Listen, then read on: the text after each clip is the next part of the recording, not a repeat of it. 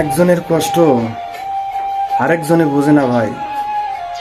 সে কি খাচ্ছে, কেমনে চলাফেরা করছে ভাই, এগুলো জিনিস নিজের পরিবারের লোক ছাড়া আরেকজনে দেখবে না ভাই। আরেকজনে শুধু হাসতে পারে, কিছু দেখবে, কিন্তু মুখে হাসবে, তবু পাশে থাকবে না। তাই বলি ভাই, অন্যকে কেউ বিশ্বাস করো না, নিজে চলতে শেখো, পরিবারের সাথে চলো ঠিক মতো, তাই হবে পরিবারের শান্তি, নিজের শান্তি।